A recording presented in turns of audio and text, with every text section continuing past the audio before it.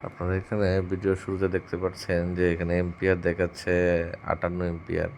তো এটা আমরা এই মিশুকটাতে সেট করছিলাম। তো যে এটা চার্জ থাকতেছিল না, এটা প্রায় 100% চার্জে 90 কিলোর উপরে ধরতো না। তো আমরা যে প্রবলেমটা এখানে ফেস করছি, যে কন্ট্রোলারটা এখানে লাগানো ছিল ওইটা আমরা চেঞ্জ করে নতুন লাগিয়েছি। লাগানোর পরে এখানে আপনারা এম্পিয়ার রিডিংটা দেখতে পারবেন। এই যে দেখেন এখানে 45 পর্যন্ত ম্যাক্সিমাম উঠছিল, আর যেটা আগে 60 থাকতো এবং রান অবস্থায় 60ই থাকতো। তো এটা পরবর্তীতে দেখেন এই যে রান অবস্থায় 45 থেকে নেমে যখন ফুল স্পিডে চলে যায় গাড়িটা, সেটা 45 থেকে একদম কমে 30, 35, এমনকি এটা 25-এ আমাদের পর্যন্ত আসছিল।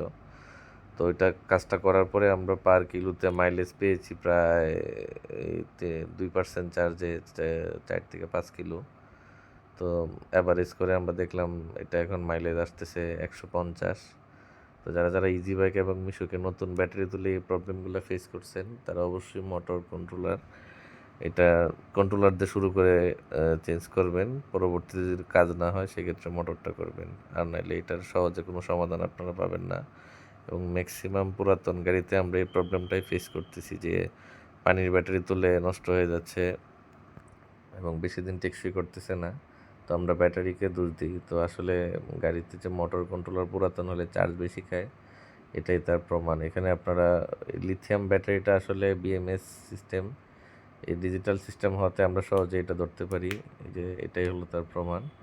যারা যারা লিথিয়াম ব্যাটারি তুললে প্রবলেম ফেস করতেছেন যে নতুন গাড়িতে মাইলেজ আসতেছে না, তারা এই যে টেকনিকটা অবশ্যই অবলম্বন করবেন। আমি 2টা গাড়িতেই সেম প্রবলেম পেয়েছি, যারা পরবর্তীতে এটা চেঞ্জ করার পরেই আমরা এর সমাধান করতে পারছি। তো সবাই এই টেকনিকটা করতে পারেন। প্রথমেই মোটর কন্ট্রোলারটা চেঞ্জ করবেন গাড়িতে। এ দেখেন পরে আমরা সহজেই মানে এই কাজটা করার পরে মাইলেজ আমরা অটোমেটিকলি বাড়তে পেয়েছি। এই যে দেখেন এখানে 28, 27, 29 এম্পিয়ারে চলে আসছে। এটা কিন্তু ফুল স্পিডে চলতেছিল তখন গাড়ি। ফুল স্পিডে চলা অবস্থায় শুরুতে 45 টানবে এবং গাড়ি রান হওয়ার পরে এটা এম্পিয়ারটা আস্তে আস্তে কমে আসবে, কারণ স্পিড অবস্থায় গাড়ি এত চার্জ নেয় না। আর যেগুলা নষ্ট কন্ট্রোলার সেক্ষেত্রে আপনারা এটা পাবেন না। নষ্ট কন্ট্রোলার হইলেই সেটা শুরুতে যে স্পিডটা থাকবে ওই স্পিডে যে এম্পিয়ার টানবে, স্পিড মানে হওয়ার গাড়িটা রান হওয়ার কিছুক্ষণ পরেও সেম এম্পিয়ারই টানবে। আর যেগুলো ভালো কন্ট্রোলার সেগুলোতে কিন্তু আপনারা এই প্রবলেমটা পাবেন না। দেখবেন আপনার শুরুতে এম্পিয়ার বেশি নিবে, আর স্টার্ট হওয়ার পরে এম্পিয়ারটা কমে আসবে। আর এবার এই যে আমরা মিশুকে যেটা পেয়েছি 45 থেকে 50 এম্পিয়ার ম্যাক্সিমাম নেয়, এটা হচ্ছে স্বাভাবিক। এর থেকে বেশি নিলে আপনারা প্রবলেম মনে করবেন। আর আমরা ইজি বাইকে যেটা পেয়েছি ম্যাক্সিমাম 60 থেকে 70 এম্পিয়ার নেয় এবং রান হওয়ার পরে গাড়িটা 30 থেকে 35-এ নেমে আসে। তো এটাই হলো মূলত স্বাভাবিক রেটিং আমরা এখন পর্যন্ত যেটা পেয়েছি। তো সারা বাংলাদেশে এই লিথিয়ামটা যেহেতু নতুন, সবাই প্রবলেমগুলো আপনারা ফেস করবেন যে নতুন লিথিয়াম তোলার পরে যে মাইলেজ পাচ্ছেন না, কিংবা যারা দোকানদার আছেন তাদেরও সেম অবস্থা হবে।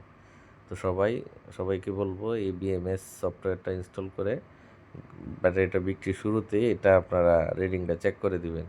আর যদি রিডিং বেশি থাকে শুরুতেই ড্রাইভারদেরকে বলে দিবেন যে এই গাড়িতে চার্জ কম থাকবে। অনেকে হয়তো বা বিশ্বাস করবে না। তো শুরুতেই আপনারা বলে দিবেন, তাইলে ব্যাটারিটা বিক্রি করার পরে আশা করি কোনো প্রবলেম ফেস করবেন না। আর যদি এর পরেও কিছু জানার থাকে আমাকে নক করতে পারেন, আমার নাম্বার এখানে আছে।